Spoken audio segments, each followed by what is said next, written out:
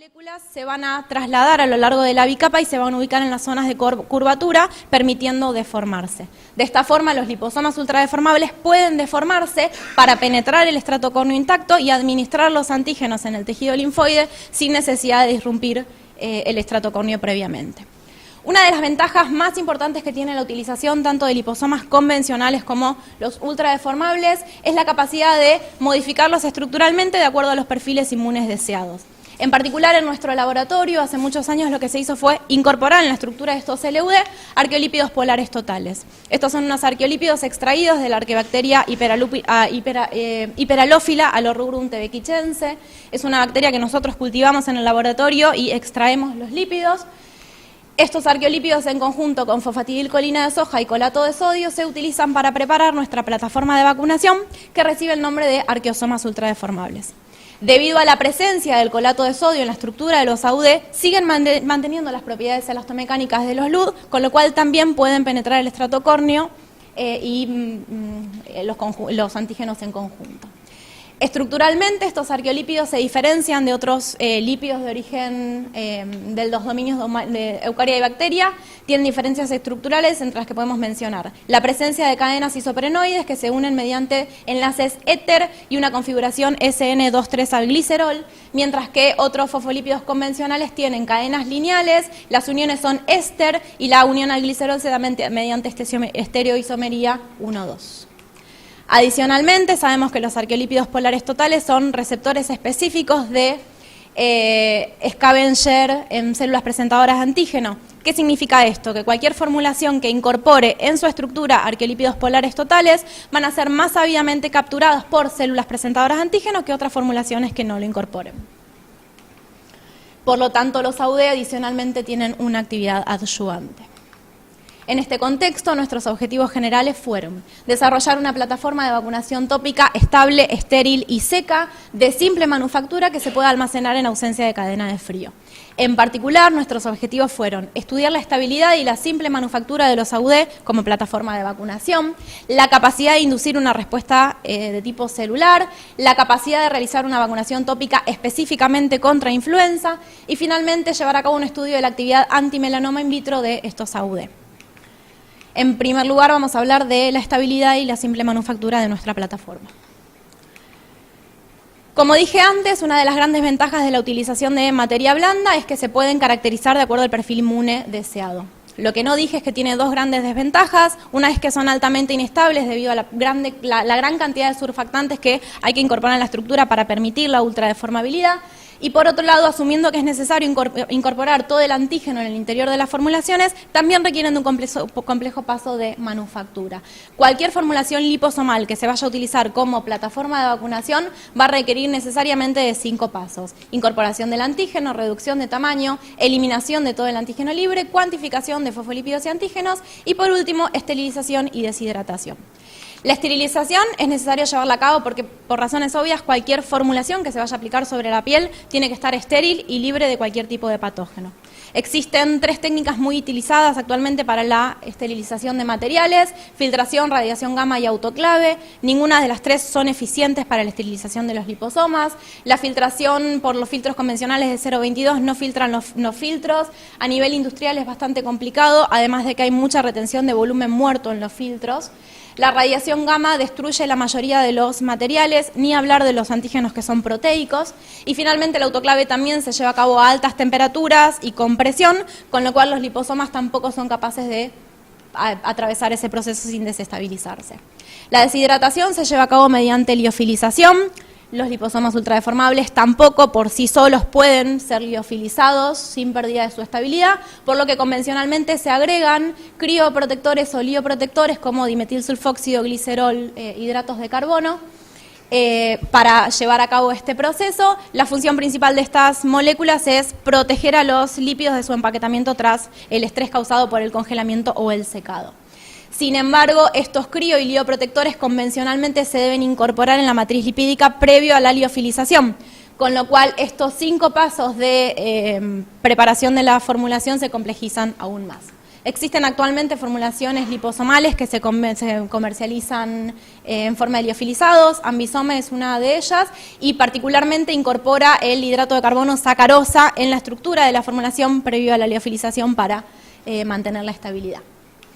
Por otra parte, como dijimos, los arqueosomas ultradeformables están compuestos por los arqueolípidos polares totales. Lo que no dije tampoco es que todas estas propiedades estructurales les confieren ciertas ventajas, principalmente de estabilidad. En primer lugar, las cadenas isoprenoides les permiten a los lípidos resistencia frente a la oxidación. Las uniones éter les confieren a los lípidos resistencia a hidrólisis en amplios rangos de pH, mientras que la presencia de esta estereoisomería les confiere resistencia a hidrólisis por fosfolipasas estereoespecíficas.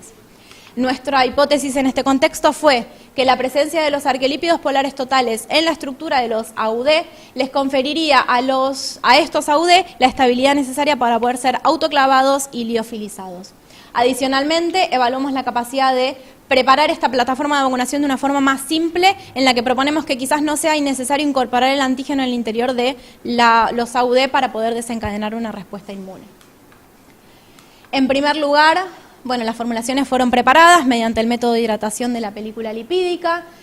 Una vez preparadas, las formulaciones fueron sonicadas y extruidas. Esto es para obtener vesículas unilamelares y de tamaño homogéneo, idealmente dentro del rango de los 100 nanómetros, y finalmente son caracterizadas. De esta forma obtenemos los arqueosomas ultradeformables. Entonces, en particular en esta parte de la tesis lo que hicimos fue estudiar la estabilidad a la liofilización. Recordemos que la liofilización es un proceso que requiere de 2 pasos por separado. En primer lugar, las formulaciones son congeladas y a continuación son secadas. Lo primero que hicimos fue probar si las formulaciones eran estériles al congelamiento antes de llevarlas al liofilizador. A continuación estudiamos la esterilización en autoclave y finalmente la capacidad de almacenarlos en ausencia de cadena de frío. Cuando estudiamos la liofilización, adicionalmente evaluamos la necesidad o no de incorporar crío o lioprotectores en la formulación para poder atravesar este proceso. En particular, lo que hicimos fue no incorporar los crío y los lioprotectores en la estructura de la formulación, sino lo que hicimos fue mezclarlos físicamente por fuera, a ver si protegían o no a nuestra formulación. Lo que encontramos es que mientras los liposomas ultradeformables no fueron capaces de atravesar el proceso de congelado sin perder su estabilidad, los arqueosomas ultradeformables sí pudieron hacerlo, debido a que no se observó un incremento en cuanto al tamaño y el índice de poldispersidad significativamente mayor que el de las formulaciones frescas. Sin embargo, lo que observamos es que cuando fueron liofilizadas y reconstituidas en ausencia de lioprotectores, esta estabilidad se perdió. Sin embargo, cuando las liofilizamos en presencia de glicerol y glucosa, nuestra formulación fue estable debido a que tras la reconstitución no se observó un incremento de tamaño con respecto a la formulación fresca. Nuestra conclusión en esta parte fue que es posible liofilizar los arqueosomas ultradeformables en presencia de glicerol y glucosa y que el producto que obtenemos es estable tras la reconstitución. A continuación estudiamos la estabilidad frente a la esterilización, teniendo en cuenta que el autoclave funciona a altas temperaturas. También en primer lugar evaluamos si los AUD son capaces de soportar una temperatura en principio de 80 grados centígrados. A continuación los esterilizamos. Finalmente, considerando que lo que nosotros queremos es obtener una formulación que sea estéril, seca y que cuando la reconstituyamos siga manteniendo sus propiedades, estudiamos las 3 cosas, las 3 propiedades en conjunto. Lo que observamos es que los liposomas ultradeformables perdieron completamente su estabilidad tras la incubación a altas temperaturas y tras la esterilización. Sin embargo, los AUD sí fueron capaces de mantenerse estables coloidalmente tras ambos procesos. Sin embargo, en los 2 casos observamos que el contenido interno de ambas formulaciones se perdió en el proceso. En cuanto a la esterilización, liofilización y reconstitución, observamos que la formulación fue estable, nuevamente en presencia de glicerol y glucosa. En este contexto, nuestra hipótesis fue que nuestros resultados demostraron que los AUD liofilizados y esterilizados en autoclaves son estables cuando los reconstituimos. A continuación, lo que hicimos fue almacenar estas formulaciones a 4 grados centígrados y a 40 en forma de dispersión acuosa y de polvo liofilizado. Lo que encontramos es que AUD fueron estables por 5 meses a 4 grados centígrados, pero cuando se almacenaron a 40 grados centígrados la estabilidad fue de 3 meses. Sin embargo, cuando las almacenamos en forma de polvo liofilizado, las formulaciones pudieron almacenarse en ausencia de cadena de frío por hasta 5 meses, que fue lo máximo que evaluamos. El EUD, por su parte, perdieron completamente su estabilidad luego de 3 meses de almacenamiento, tanto en su forma de polvo liofilizado como de dispersión acuosa. Nuestra conclusión, por lo tanto, fue que AUD esterilizados y liofilizados se pueden almacenar en ausencia de una cadena de frío y mantienen la estabilidad por al menos 5 meses, es decir, son estables por al menos 5 meses luego del almacenamiento. A continuación, lo que hicimos fue estudiar si si los procesos de esterilización, liofilización y reconstitución afectan de alguna forma la deformabilidad de estas formulaciones. Esto lo hicimos teniendo en cuenta que nuestro destino final de estas formulaciones es una aplicación tópica y necesitamos que sean deformables para que puedan penetrar el estrato córneo. Adicionalmente, evaluamos si la mezcla física con OVA, pensando en la estrategia futuro, que es una aplicación de estas formulaciones con el antígeno, modifica de alguna forma o no la deformabilidad de las vesículas. El ensayo de deformabilidad consiste en forzar el pasaje de las vesículas a través de membranas de poros de la mitad de su diámetro mediante la aplicación de una pequeña presión. Es un ensayo muy simple que nos permite determinar si las vesículas pueden deformarse o no. En todos los casos lo que se estudia es de qué manera las formulaciones van atravesando por este poro de membrana a lo largo del tiempo. Y justamente los resultados se expresan como el porcentaje de fosfolípidos recolectados en función del tiempo. Si observamos el gráfico de deformabilidad de una formulación no deformable, lo que observamos es que a medida que va pasando el tiempo, las formulaciones no son capaces de atravesar ese poro mucho más pequeño. En cambio, las formulaciones que sí son deformables, a medida que van pasando el tiempo, son capaces de ir atravesando la membrana. Nuestra conclusión en este punto fue que AUD esterilizados, liofilizados y reconstituidos, y esta misma formulación mezclada con OVA, son ultradeformables. Entonces, teniendo en cuenta que siguen manteniendo su capacidad de deformarse para penetrar poros pequeños, lo que hicimos fue aplicarlos tópicamente sobre ratones. Evaluamos en este punto la necesidad de incluir el antígeno en el interior de la formulación, teniendo en cuenta los complejos pasos que esto requiere. Lo que hicimos fue trabajar con AUD incorporando el antígeno modelo o albúmina y también probamos una mezcla física entre AUD y el antígeno de interés unos minutitos antes de realizar la administración tópica. Como dije, se lo administramos a ratones, en el lomo fue la aplicación, trabajamos con ratones machos Val-C.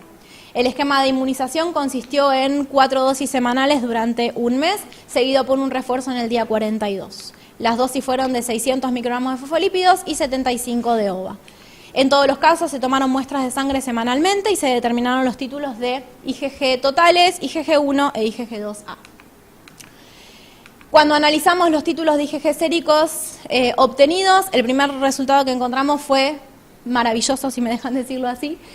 Encontramos que cuando se administra AUD con OVA incorporado y cuando se administra una mezcla física entre AUD y el antígeno, el perfil inmune obtenido es exactamente el mismo. Esto nos demostró algo muy importante y es que no es necesario incluir el antígeno en el interior de la formulación para poder desencadenar una respuesta inmune. Adicionalmente, cuando estudiamos la respuesta a OVA mezclada con la formulación esterilizada, liofilizada y reconstituida, observamos que el perfil de respuesta es el mismo. Adicionalmente, lo que observamos es que en todos los casos la respuesta ante AUD fue mayor que ante el EUD.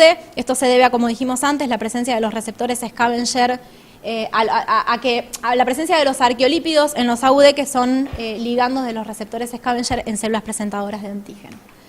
Por lo tanto, nuestra conclusión en este punto fue que AUD esterilizados, liofilizados y reconstituidos mezclados físicamente con el antígeno son capaces de inducir una respuesta inmune antígeno específica. A continuación estudiamos la capacidad de nuestra formulación de inducir una respuesta celular. En principio lo estudiamos mediante el análisis de la liberación de los isotipos IgG1 e IgG2A.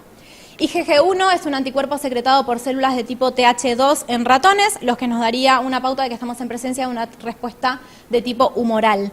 Mientras que IgG2A es liberada por células de tipo TH1, indicarían una respuesta de tipo celular.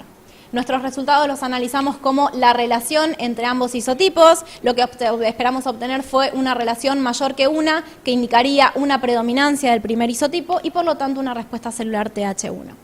Sin embargo, lo que observamos es que ninguna de nuestras formulaciones aplicadas tópicamente indujo una relación de isotipos mayor que 1. Remarcablemente, lo que sí observamos es que la formulación de LUD esterilizada, liofilizada y reconstituida no indujo la liberación del isotipo IgG2A. Adicionalmente, estudiamos la respuesta celular mediante la liberación de interferón gamma. Interferón gamma se libera por las células TH1 cuando maduran para convertirse en células T citotóxicas. Lo que estamos observando acá es una respuesta de tipo más bien de memoria, a ver si cuando nosotros a estos esplenocitos aislados de ratones inmunizados los estimulamos nuevamente en presencia del antígeno, a ver si se desencadena algún tipo de respuesta o no. Adicionalmente, trabajamos con concannabelina A como un control positivo de liberación de interferón.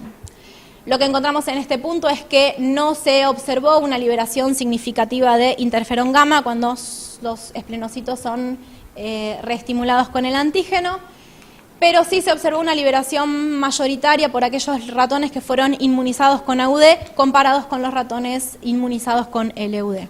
En este punto pudimos concluir que hay una respuesta celular no específica ante la administración de AUD mezclados con OVA. Nuestras conclusiones finales de esta parte del trabajo fueron que los arqueolípidos polares totales les confirieron a los AUD la estabilidad necesaria para poder atravesar procesos de esterilización, aunque para poder liofilizarlos fue necesaria la incorporación de glucosa y glicerol. De todas formas, la formulación pudo liofilizarse. Más aún, esta formulación reconstituida luego del liofilizado es capaz de inducir una respuesta sistémica antígeno específica cuando se mezcla físicamente con un antígeno. Es por esto que postulamos a los arqueosomas ultradeformables como nanovesículas superestables y listas para usar. A continuación estudiamos entonces la capacidad de mejorar esta respuesta celular que no estábamos encontrando de forma específica mediante la incorporación de imiquimod en los AUD. Los adyuvantes e inmunomoduladores son preparados que de forma opcional se pueden incorporar en las vacunas para estimular la actividad de las células presentadoras de antígeno y potenciar o redireccionar la respuesta inmune. En particular, los inmunomoduladores son ligandos específicos de receptores de conocimientos de patrones, tales como los TLR. La función de estos receptores es reconocer específicamente productos bacterianos asociados a patógenos, conocidos con el nombre de PAMPs, y mediante este reconocimiento activar una respuesta inmune innata e inducir una respuesta inmune adaptativa mucho más efectiva. El imiquimod es un ligando específico del receptor endosomal TLR7, es una molécula que es prácticamente insoluble en agua a pH fisiológico, pero sí es muy soluble en ácidos grasos y ácido láctico. Es capaz de inducir la liberación de citoquinas, interferón gamma, TNF-alfa e IL-6, inducir una respuesta, una memoria celular. Aldara es una formulación comercial que existe hoy en día en la industria, está preparado con imiquimod al 5% y está aprobada por la FDA para el tratamiento tópico de verrugas genitales.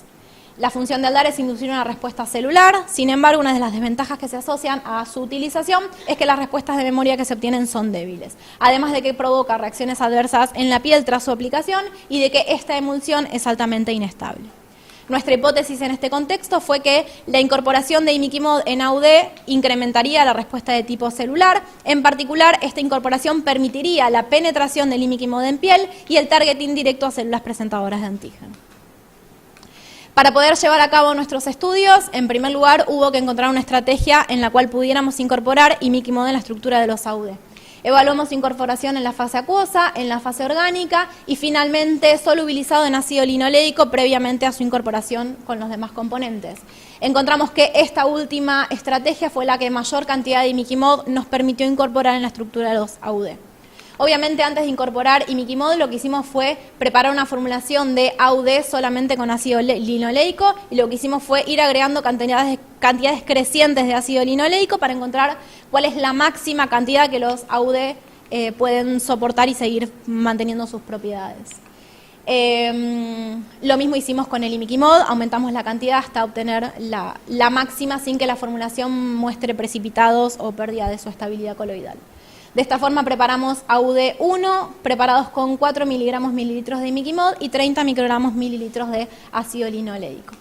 De acuerdo con los artículos que nosotros consultamos para llevar a cabo este trabajo, para lograr una respuesta inmune de tipo celular, es necesaria una administración de 2,5 miligramos de imiquimod por ratón. Sin embargo, esta formulación, la dosis máxima que nos estaba permitiendo administrar a un ratón eran 35 microgramos. Es por esto que buscamos una estrategia adicional para ver de qué forma podíamos incrementar la cantidad de imiquimod en nuestra formulación. Lo que hicimos fue, basándonos en los resultados obtenidos anteriormente de que no es necesario incorporar el antígeno en el interior de los AUD para obtener una respuesta, pensamos que tampoco era necesario incorporar todo el imiquimod a los AUD para que funcionen como inmunomoduladores. De esta forma obtuvimos la formulación AUD2 que nos permitió administrar a los ratones una dosis de entre 200 y 300 microgramos de imiquimod. Esta formulación fue caracterizada, obviamente todas las formulaciones. Encontramos que tienen un tamaño medio de aproximadamente 300 nanómetros. Este tamaño de 300 nanómetros se debe a la necesidad de extruir a través de membranas de 400 nanómetros y no de 100 nanómetros como lo hacemos convencionalmente, debido a que el imiquimod queda retenido en los filtros de poro más pequeños. El índice de polidispersidad de las formulaciones fue relativamente bajo, cercano a 0,3, y remarcablemente lo que encontramos es que cuando incorporamos el imiquimod por fuera en esta formulación, se observa una disminución del potencial Z. Esto nos estaría indicando que el imiquimod mezclado físicamente estaría adhiriéndose superficialmente a la formulación. Nuestra hipótesis es que podría existir una interacción electrostática entre la carga negativa de los arqueolípidos y la parcial carga positiva del imiquimod. AUD2 fue la formulación que mayor concentración de imiquimod tuvo. Remarcablemente, todas las formulaciones, ambas formulaciones de AUD incorporaron o adhirieron mayor cantidad de imiquimod que las de LUD. Estas formulaciones fueron caracterizadas. En primer lugar, estudiamos la fluidez y el orden de las bicapas. Para esto, lo que hicimos fue estudiar la polarización generalizada y la anisotropía de fluorescencia utilizando el fluoróforo Laurdan. Laurdan es una sonda que cuando es excitada a 360 nanómetros forma un dipolo en la molécula. Entonces, estos ensayos consisten en estudiar de qué forma las moléculas de agua de alrededor son capaces de acomodarse alrededor de ese dipolo inducido. Entonces, esto nos da una idea de si la membrana está más o menos permeable tras la incorporación, en nuestro caso, de ácido linoleico y imiquimod. Los resultados demostraron que no se observaron diferencias entre las diferentes formulaciones, con lo cual concluimos que ni la fluidez ni el orden de las bicapas se vieron afectadas. De todas formas, estudiamos la deformabilidad y lo que observamos es que, si bien la deformabilidad de las formulaciones disminuyó, en todos los casos la deformabilidad se mantuvo por encima de aquellas formulaciones no deformables. A continuación estudiamos la viabilidad celular de dos líneas celulares diferentes tras la incubación con nuestras formulaciones. Trabajamos con células J774 como modelos de macrófagos murinos. Los macrófagos son células presentadoras de antígeno no profesionales, pero es uno de nuestros targets cuando administramos la vacuna, por lo tanto necesitábamos saber si nuestras formulaciones inducían algún tipo de disminución en su viabilidad. Y por otro lado trabajamos con queratinocitos humanos como modelo de la célula HACAT, teniendo en cuenta que los queratinocitos son las células más abundantes en la epidermis y necesitamos también saber si nuestras formulaciones afectan de alguna forma su viabilidad o no. Encontramos que tras 24 horas de incubación, ninguna de las formulaciones indujo una disminución de la viabilidad celular. Sin embargo, luego de 24 horas, las células J774 mostraron una citotoxicidad de forma tiempo y dosis dependiente. En el caso de las células HACAT se observó una disminución del 50% para las formulaciones de AUD2 y LUD2.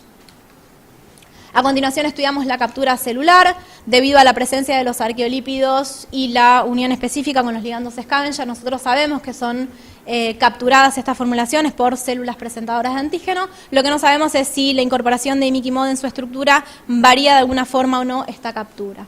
Trabajamos con rodamina PE, que es una sonda que se ubica entre las membranas y nos permite identificar justamente la captura. Y por otro lado incorporamos HPTS y DPX en el interior, que nos dio un parámetro de si las formulaciones se rompían o no tras la internalización. En primer lugar encontramos que, como se esperaba, AUD fue más capturada que en las células J774 que LUD. Sin embargo, la incorporación de imiquimod disminuyó la captura. De todas formas, lo que observamos es que hubo una liberación de HPTS que se pudo cuantificar mediante fluorescencia, que nos daría la pauta de que, si bien no fueron muy capturadas las formulaciones con imiquimod, hubo una ruptura y una liberación de los componentes de las nanovesículas que de alguna forma expuso el imiquimod para que sea capaz de manifestar su funcionalidad. En el caso de las células HACAT encontramos que solo las formulaciones con imiquimod fueron capturadas. Lógicamente, como esperábamos, las células HACAT no tienen receptores de scavenger, por lo cual fueron menos capturadas que las células J774. En cuanto a la integridad de las formulaciones, cuantificamos menor cantidad de HPTS con respecto a las células J. A continuación, cuantificamos las citoquinas liberadas, estudiamos en particular TNF-alfa e IL-6. Encontramos que AUD2 fueron las formulaciones que más cantidad de citoquinas liberaron. En particular en las J774, esta gran liberación de citoquinas confirmó nuestra hipótesis del ensayo de captura, y es que el imiquimod estuvo realmente disponible para inducir algún tipo de respuesta sobre las células. A continuación estudiamos una penetración de imiquimod en piel humana in vitro, teniendo en cuenta siempre que nuestro destino es aplicarlas tópicamente y que desencadenen una respuesta inmune. Lo que hicimos fue estudiar su acumulación en el estrato córneo y en la epidermis viable. Encontramos que la formulación de AUD2 fue la que mayor penetración en piel de imiquimod permitió. A continuación, teniendo en cuenta que comprobamos la capacidad de este imiquimod de penetrar cuando lo incorporamos o cuando lo mezclamos para formar la formulación, para preparar la formulación de AUD, lo que hicimos fue aplicárselo tópicamente a los ratones y ver el tipo de respuesta que inducimos. La estrategia de vacunación fue la misma, las dosis administradas también. Lo que encontramos en primer lugar es que AUD2 y LUD2 indujeron una mayor cantidad de anticuerpos que la formulación de imiquimod sola. En cuanto al estudio de la respuesta celular, nuevamente estudiamos la relación de los isotipos y la liberación de interferón gamma. Encontramos que mientras que LUD2 indujo una relación de isotipos de 0,5, AUD2 indujo una relación cercana a 1. En cuanto a la liberación de interferón gamma, encontramos que AUD2 fue la formulación que mayores títulos de interferón gamma nos permitieron cuantificar.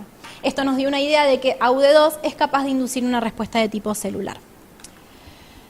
Estas formulaciones fueron almacenadas durante 6 meses a 4 grados centígrados para estudiar nuevamente su estabilidad. Lo que encontramos es que AUD pudieron mantenerse estables durante 5 meses, mientras que LUD2 perdieron completamente, incrementaron notablemente su tamaño y su índice de polidispersidad cuando fueron almacenados. Bien, nuestras conclusiones fueron en este punto que fue posible preparar nanovesículas con imiquimod para una estrategia de vacunación tópica. Esta formulación permitió la liberación de citoquinas proinflamatorias en macrófagos y queratinocitos. Fue la formulación que mayor penetración en piel de imiquimod permitió. Nos permitió inducir altos niveles de secreción del anticuerpo IgG2A y una gran liberación de interferón gamma, lo cual nos daría la idea de que estamos en presencia de una respuesta de tipo celular. Con esto podríamos postular a AUD2 como un adyuvante para vacunación sin agujas.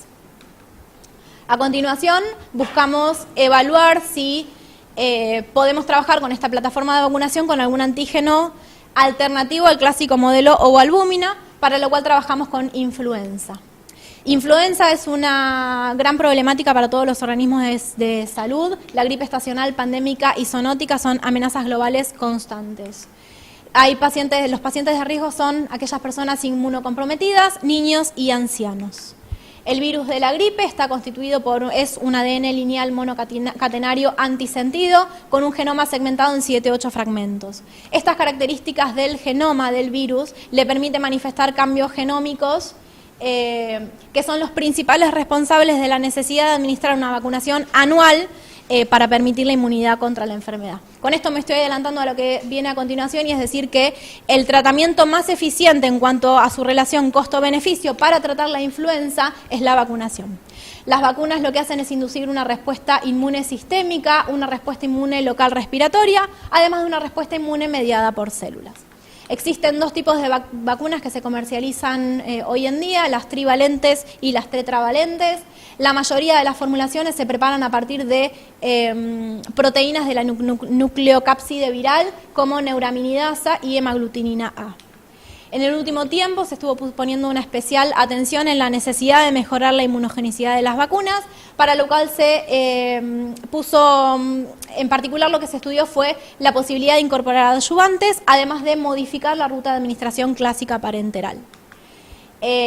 Los inmunomoduladores fueron muy estudiados para la mejora de esta inmunogenicidad, como por ejemplo dentro de estos inmunomoduladores los ligandos de TLR como el imiquimod.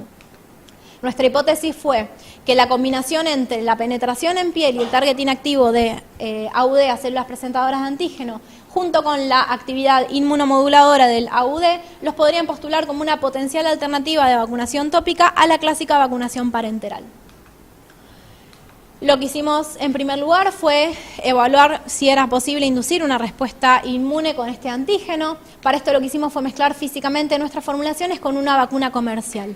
Esta vacuna comercial está constituida por las subunidades de hemaglutinina A. Remarcablemente es una vacuna que no tiene ningún tipo de adyuvante.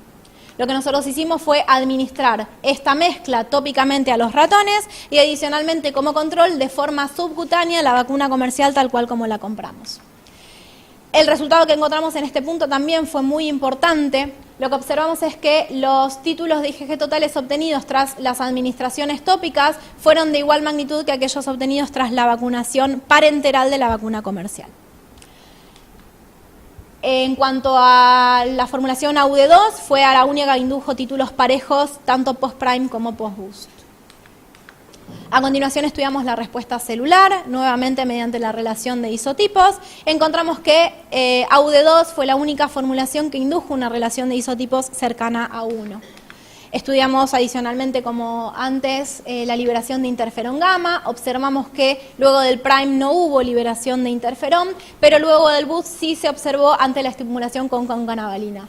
AUD2 fue la formulación que mayor liberación de interferón gamma indujo. Remarcablemente, esta cantidad fue mayor que aquella inducida por la vacuna comercial aplicada de forma subcutánea. Nuestra conclusión fue que AUD2, mezclada con el antígeno de influenza, es capaz de inducir una respuesta de tipo celular.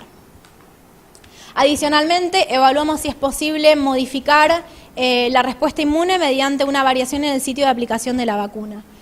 Nosotros clásicamente las vacunas las aplicamos, como les dije, sobre el lomo de los ratones. Nuestra hipótesis fue que si en lugar de aplicarlo en el lomo, lo aplicamos en la axila, donde hay una gran proximidad hacia los ganglios linfáticos axilares, posiblemente podríamos obtener una respuesta inmune más eficiente. Encontramos que en cuanto a títulos de IgG totales, ambos sitios indujeron la misma respuesta. En cuanto a la relación de isotipos, la administración en axila indujo una relación que estuvo de los isotipos cercana a 1.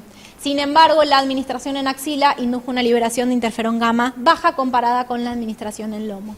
Lo que concluimos es que, al menos de la forma que lo trabajamos, no fue posible inducir un tipo de respuesta diferente cambiando el sitio de administración. Adicionalmente, evaluamos la reacción de hipersensibilidad retardada. Este es un método que nos permite estudiar la respuesta de memoria, la respuesta celular de memoria. Lo que se hace es administrarle el antígeno de forma intradérmica al ratón y se observa si hay una producción de inflamación en el sitio de la aplicación como respuesta al antígeno que nosotros estamos aplicando. Lo que encontramos es que, si bien los resultados fueron muy variables, lo que observamos fue una leve inflamación que se observó en las 3 formulaciones que tienen imiquimod, que no se observó en el caso de la única formulación que no tiene imiquimod. Nuestras conclusiones entonces fueron que fue posible inducir una respuesta inmune contra el antígeno de influenza. Los títulos de IgG totales obtenidos fueron de igual magnitud tras la aplicación tópica que tras la aplicación subcutánea.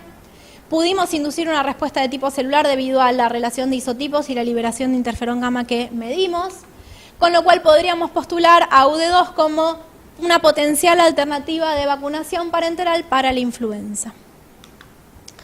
Finalmente, nos alejamos un poco de las estrategias de vacunación y fuimos a estudiar la capacidad de la actividad de estos AUD para funcionar como antimelanoma de forma in vitro. Existen 2 tipos de cáncer de piel diferentes. Los cánceres de tipo no melanoma es el cáncer más agresivo de todos los de piel, produce es el menos agresivo de todos los de piel, con una supervivencia del 99% de los casos cuando se extirpa quirúrgicamente. La causa principal es la exposición a radiación UV. Por otro lado, los melanomas sí son los más agresivos de los cánceres de piel, producen el 75% de todas las muertes de cáncer de piel en humanos, es, como dije, muy agresivo, con una alta tasa de metastatización.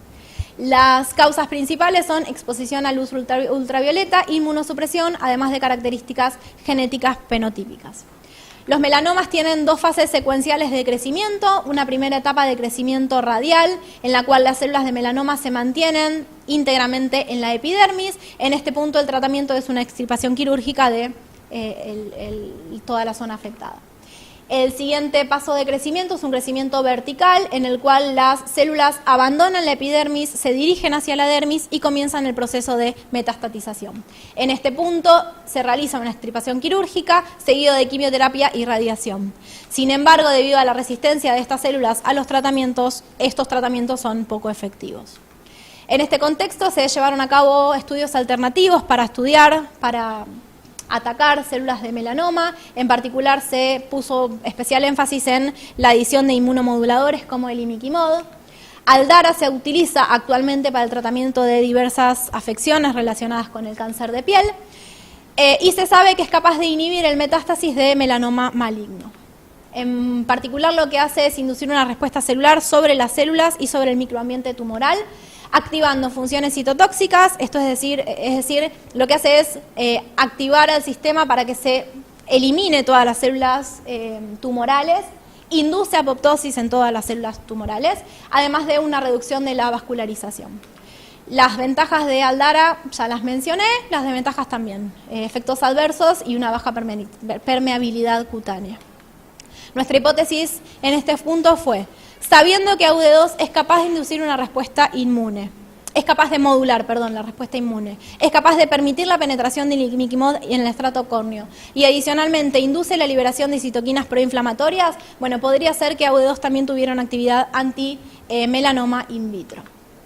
Para esto lo que hicimos fue estudiar la viabilidad celular de células de melanoma cuando fueron incubadas con nuestras formulaciones. En particular trabajamos con la línea SCAMEL 28. La viabilidad la estudiamos por el método de MTT, que es un método que nos permitió determinar la actividad metabólica de las células tras la incubación con las formulaciones, y adicionalmente el ensayo de LDH, que nos permitió determinar la integridad de la membrana luego de esta incubación. Lo que encontramos fue que tras la incubación con imiquimod no se observa una disminución de la viabilidad, aunque sí encontramos una liberación de LDH del 30%. Esto nos estaría indicando que hay una permeabilización temprana de la membrana plasmática.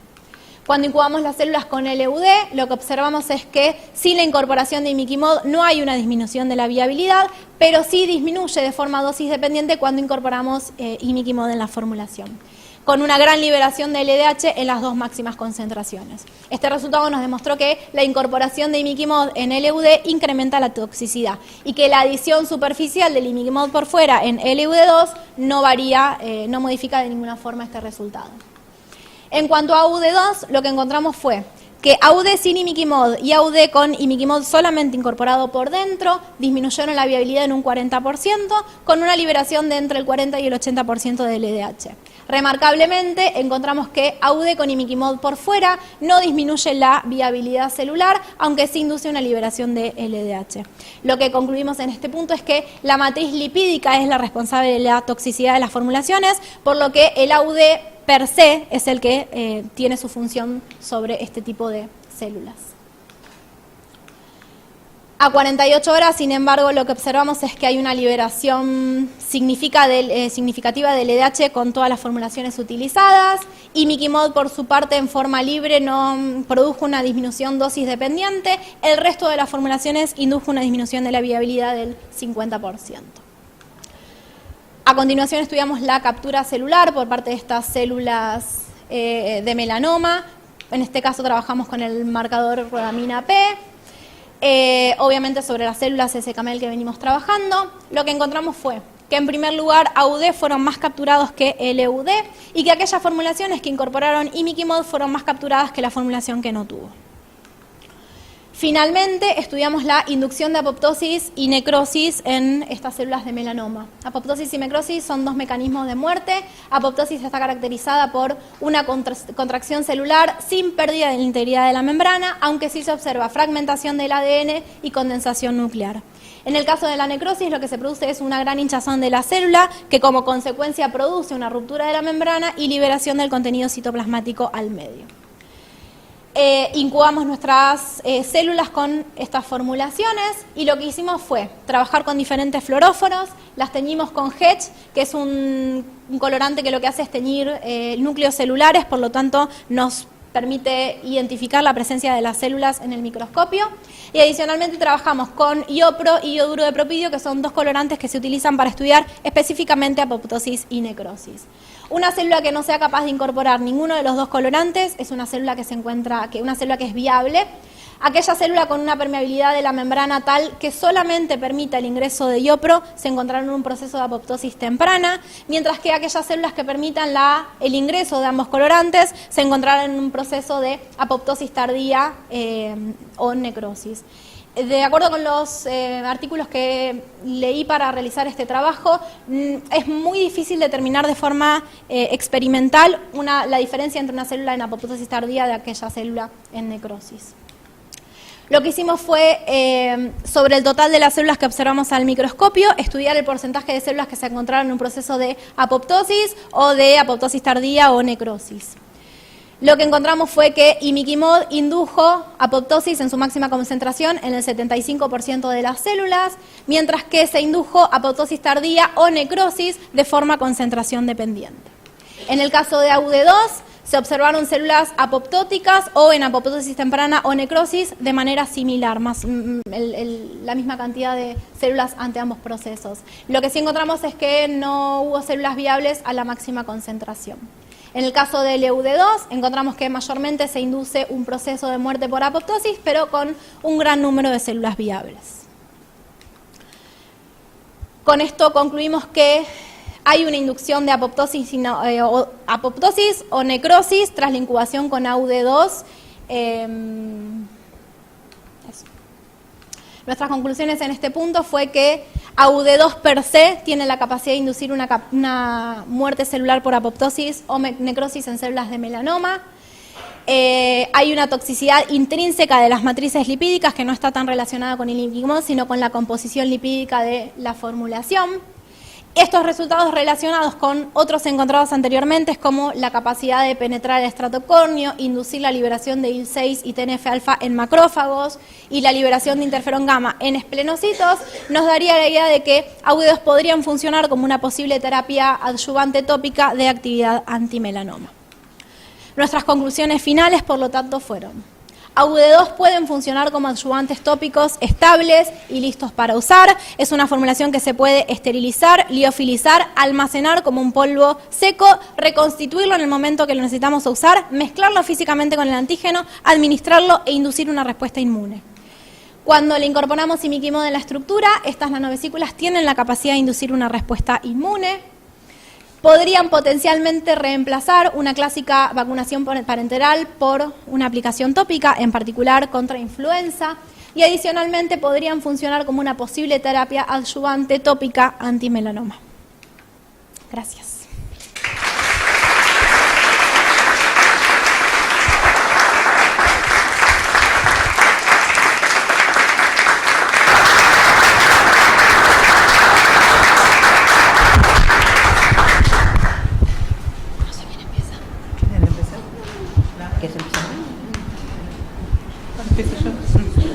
Bueno, no sé si se escucha bien, ¿sí?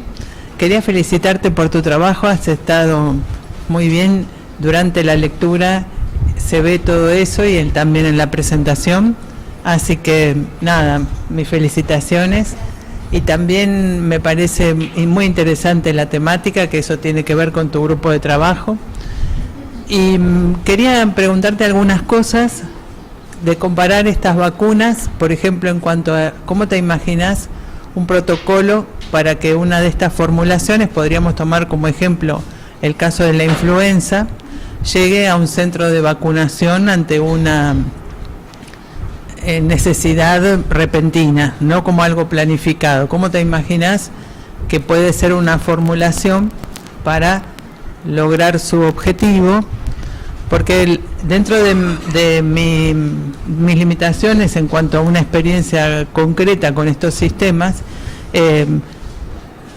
te quería preguntar qué opinás de cómo hacer una respuesta reproducible, cómo eso tiene que ver con la población a la que va destinada. ¿Cómo te imaginas entonces un protocolo para que estas formulaciones lleguen a un centro de vacunación? Bueno, una de las grandes ventajas que tiene, como mostré, estas formulaciones es que se pueden liofilizar y se pueden almacenar en forma de un polvo seco sin necesidad de un almacenamiento en heladera. Pueden ser estables a 40 grados centígrados sin ningún problema por al menos hasta 5 meses. Eso nos da la ventaja de poder presentarlos en frasquitos de polvo liofilizados que se podrían ensamblar en conjunto con un antígeno también en forma liofilizada, que se podrían reconstituir en el momento de utilizarlo y aplicarlo de forma tópica. Nos da la gran ventaja de que no se necesita una heladera para almacenarlo, no se necesitan grandes limitaciones más que tener el frasquito en el momento de aplicarlo y distribuirlo y aplicarlo.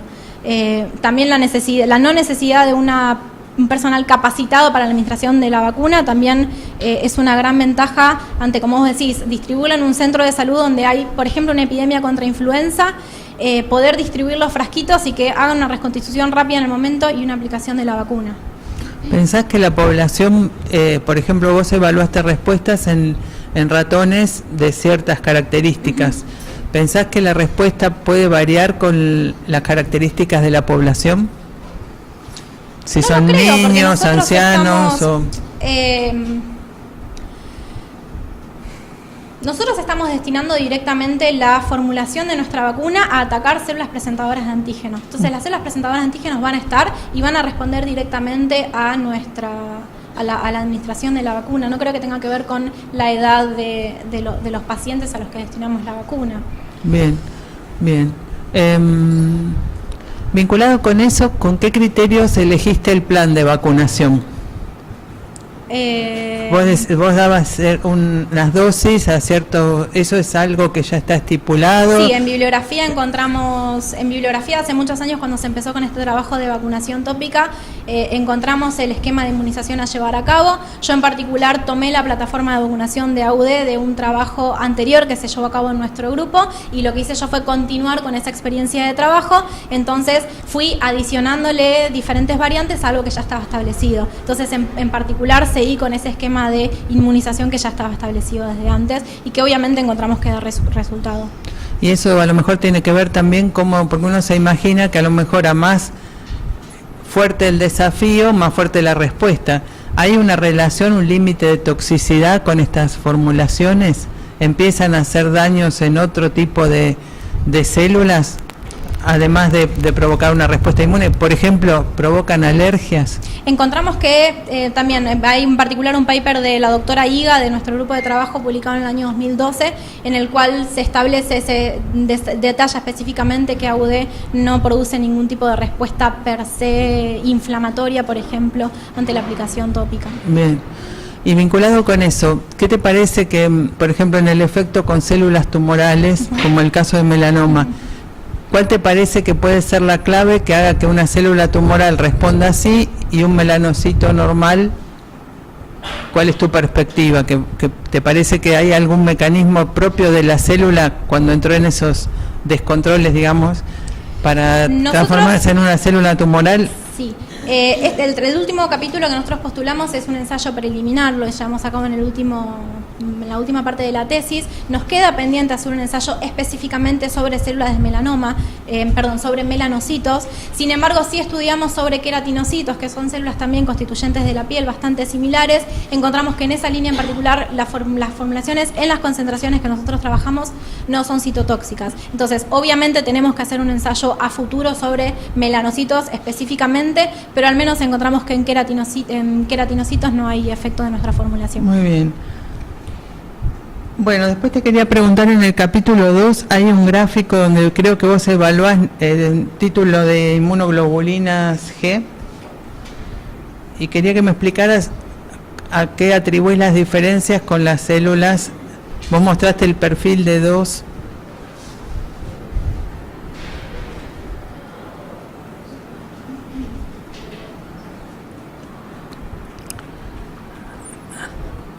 Ese.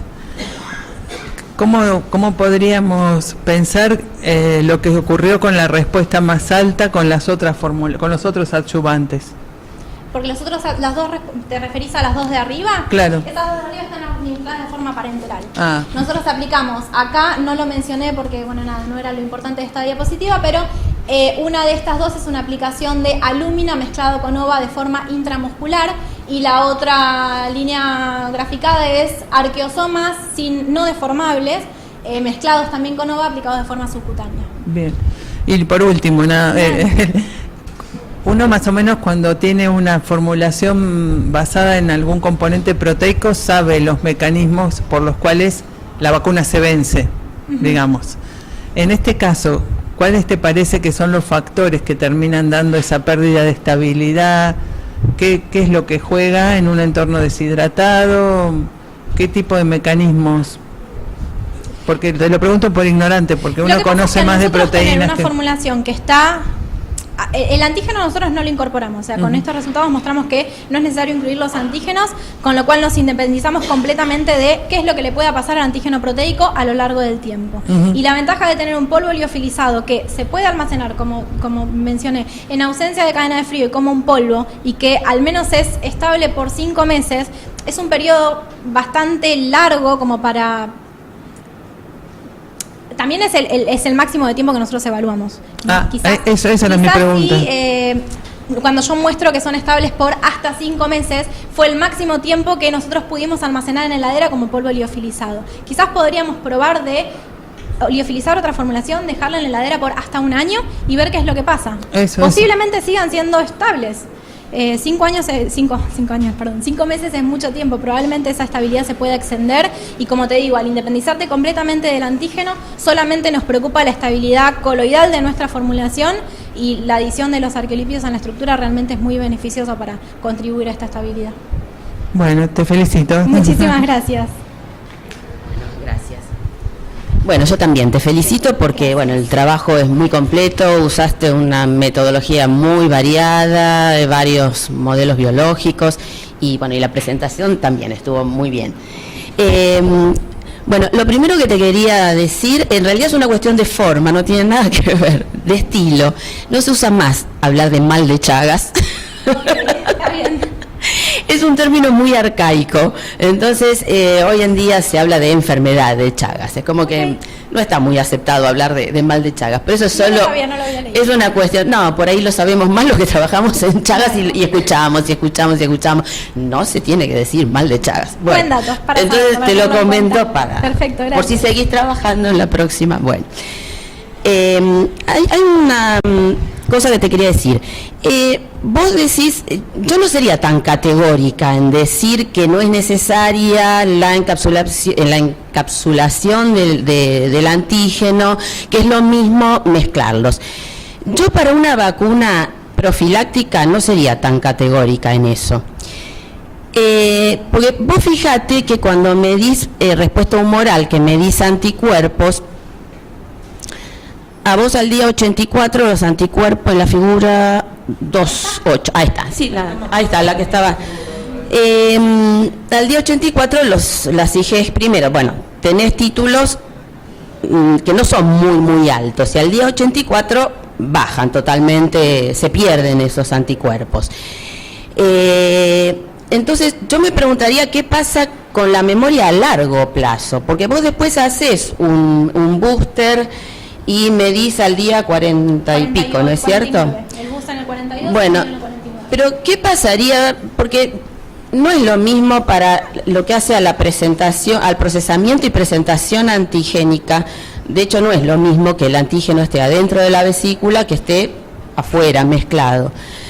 Entonces, yo me preguntaría qué pasa con la respuesta de memoria a largo plazo.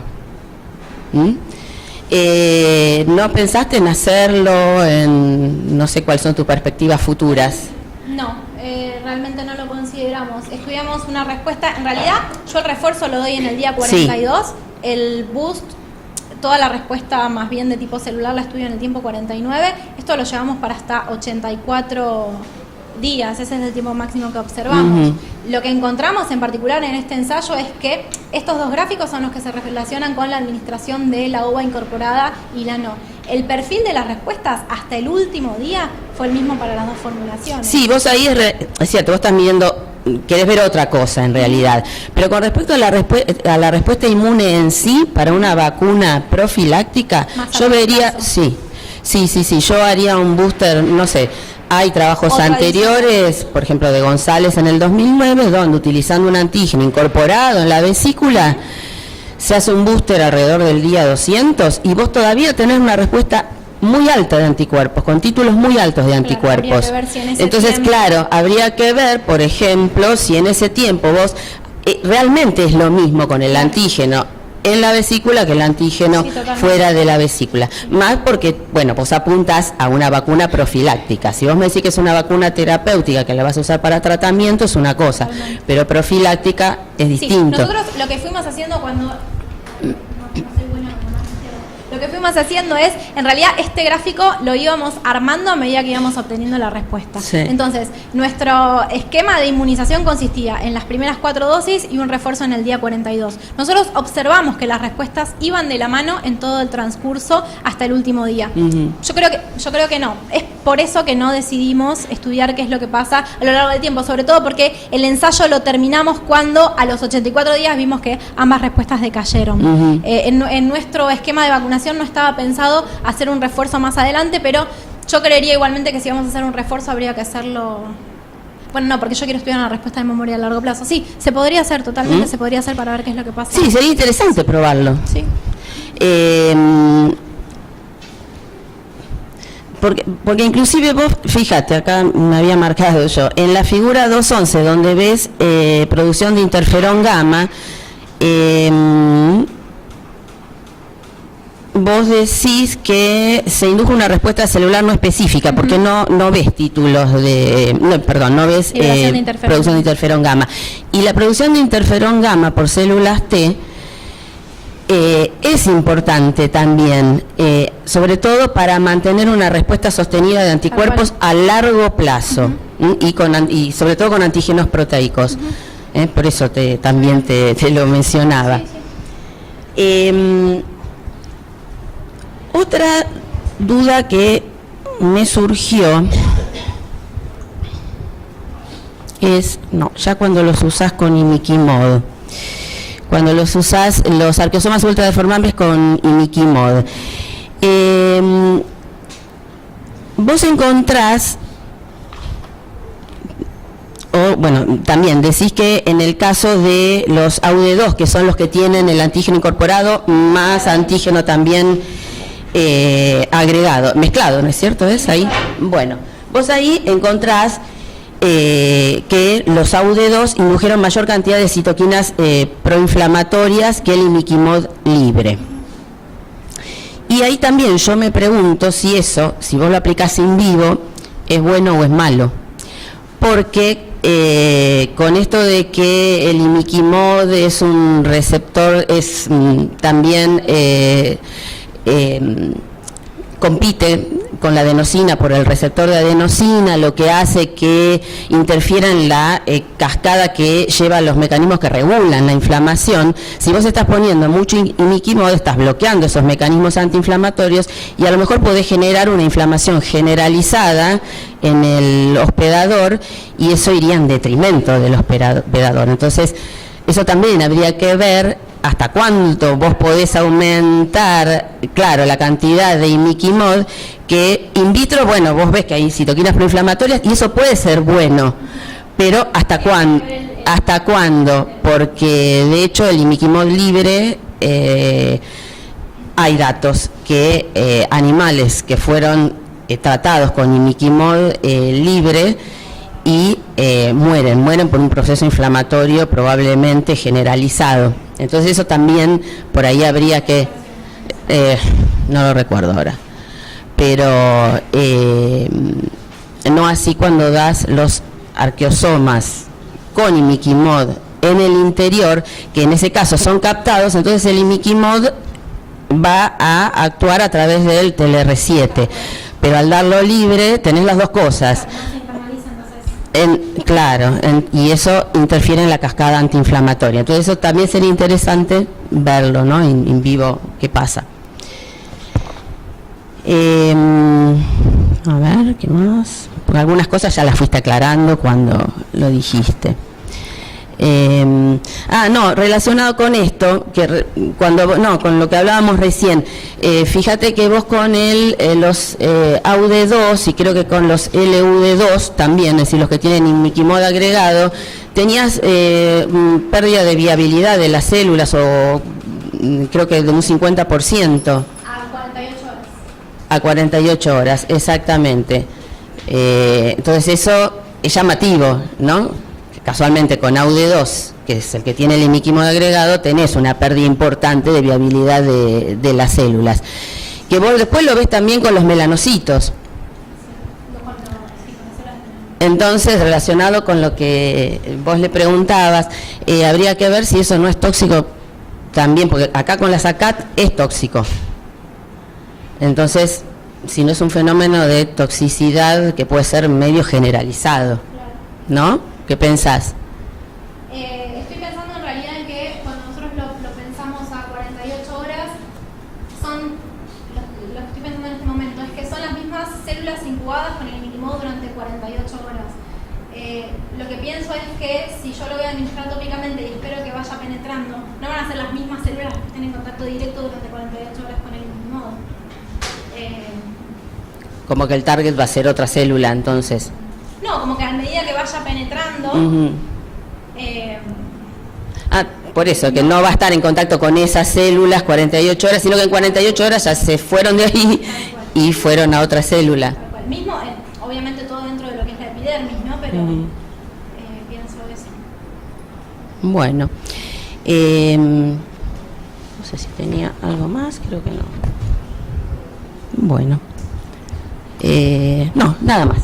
Gracias. Gracias. Bueno, obviamente yo también te felicito. En la escrita había unos errores, pero después vine. Traje la fe de ratas impresas para si la quieren adicionar. Al escrito. La presentación oral impecable, así que bueno, te felicito también yo. Con de aplicación tópica de ese resultado que te emocionó tanto del OVA asociado o encapsulado. Primero, ¿probaron deformabilidad con el OVA encapsulado? Es un ensayo que está hecho, no lo hice yo, pero está hecho en trabajos previos de nuestro grupo. Porque si inducen la misma respuesta y está encapsulado, se rompe, pues dejó de ser ultra deformable y se rompe durante la aplicación, si no, ¿cómo se expone el antígeno? Sí.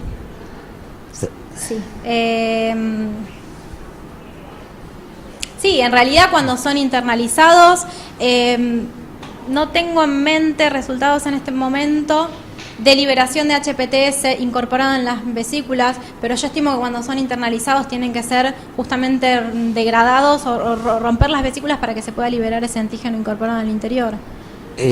Durante la primera penetración. Sí. Porque las células están a donde tienen que exponerlas, son superficiales, bastante.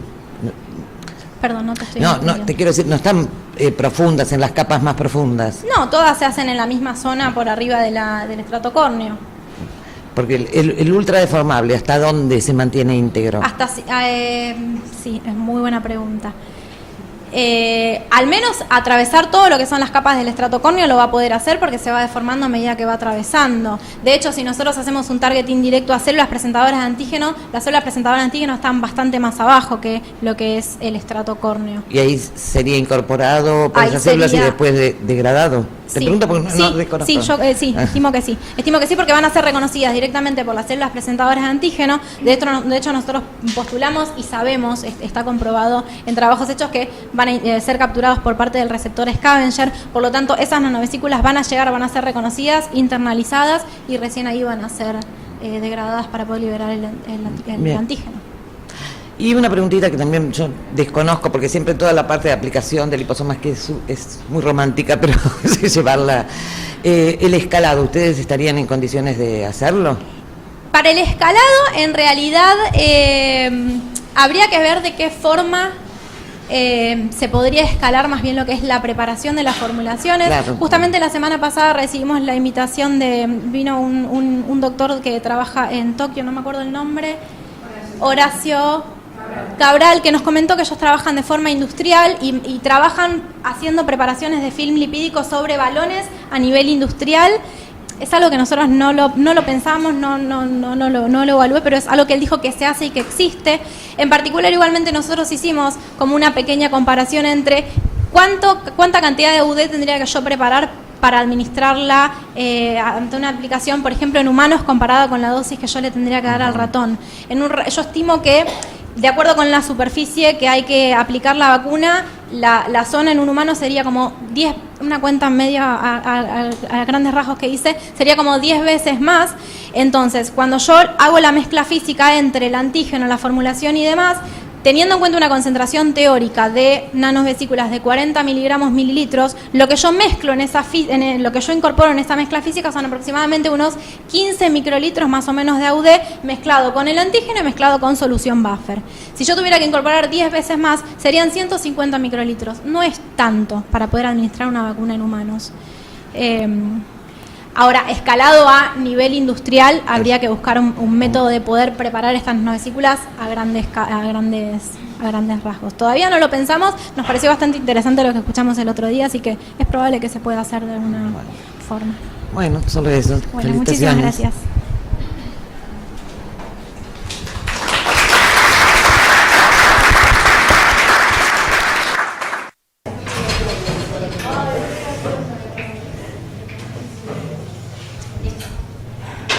En la ciudad de Bernal, a los 22 días del mes de marzo de 2019 y siendo las 11 horas, las que suscriben María Silvina Fornazari, Patricia Petray y Laura Vacas, constituidas en jurados de evaluación de la tesis doctoral Nanovesículas arqueolipídicas ultradeformables como adyuvantes tópicos listos para usar, dirigida por María José Morilla y codirigida por Ana Paula Pérez, se reúnen para discutir sobre el trabajo de la doctoranda Yelén Tatiana Caimi, DNI 34 566 377, y manifiestan que el trabajo fue original y abordó una amplia metodología, tanto en la caracterización biofísica de las nanovesículas como en los estudios in vitro e in vivo.